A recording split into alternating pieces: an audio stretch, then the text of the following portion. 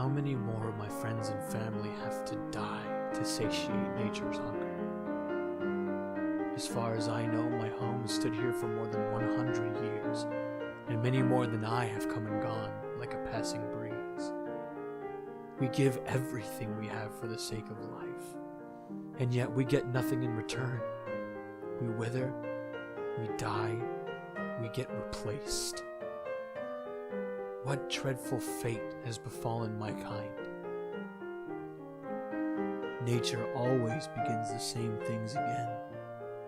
The years, the days, the hours, in like manner, spaces and numbers follow each other from beginning to end. This has made a kind of infinity and eternity. This is what the others keep preaching. I believe they just repeat this to find some comfort in our short and hopeless lives, like cowardly turtles hiding in their shells. We end. There is no infinity. There is no afterlife. We begin, and the clock starts ticking. You seem burdened, Mesquite, A strange voice says. Is there something troubling you? Nothing you would understand, Anaguajita, I exclaimed. You are all so beautiful and eternal. Fate's radiant and bright light has smiled upon you and ignored the rest of us. How could anyone be joyous in our situation? What you lack is not eternity, Mesquite, but perspective and appreciation, Anaguajita said with a forceful tone. My people may be eternal, but it is as much a curse as your perception of death. We do not age, but we do not stop working. Winters and summers pass, but we do not receive a moment's rest. We are fatigued and trapped in our everlasting prison that you call a home. Our beauty, however great, is only matched by our sorrow.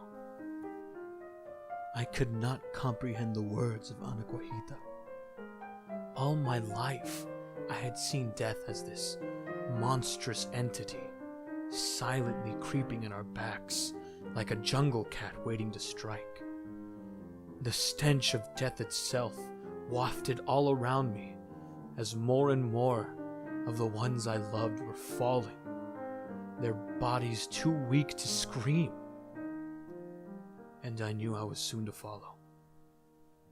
This could not be a gift. Who would wish this upon anyone? You are a monster, Anaguajita, I shouted in a fit of fear and rage. How could you envy this? Look at my people. Look at how much we suffer each year. We live only to see each other die. What life is this? If only we could be like you, beautiful and everlasting. You say that you work for eternity, but all we know in our short lives is work. We work just as hard as you, and yet we do not have any beauty. We do not have any grace. All we have is each other.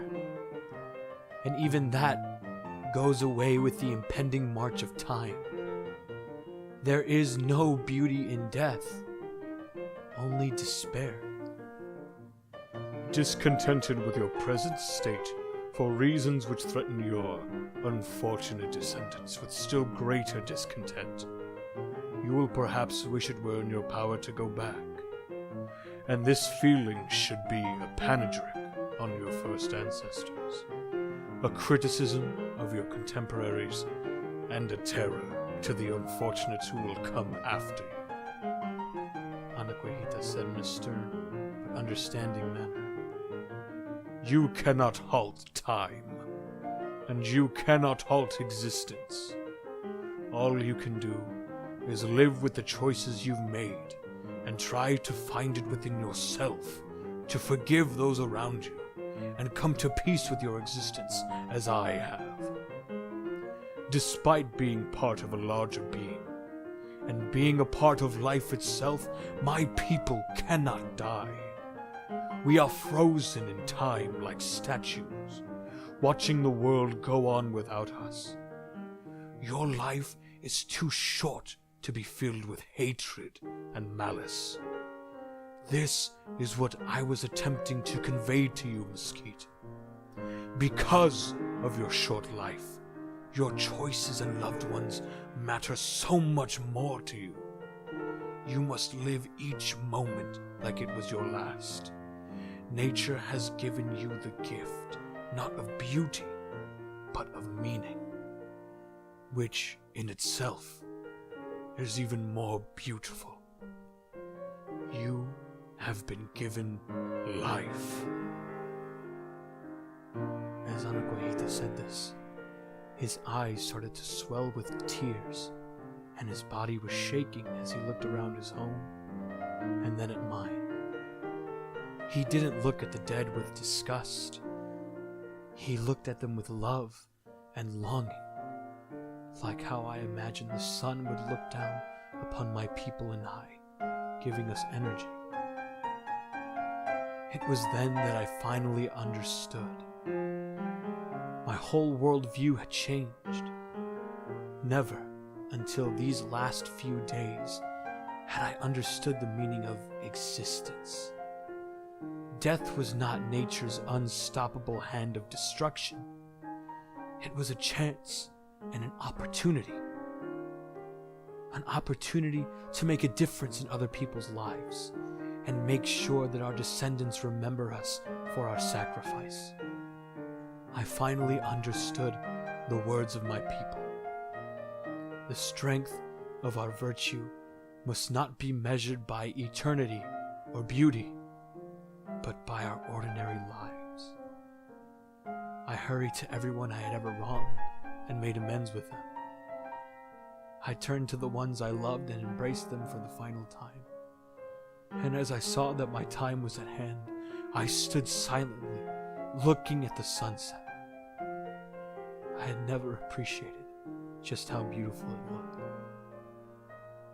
As it fell beneath the horizon and grew further and further away, I felt the winds of change against my back, carrying me to my final destination until everything faded.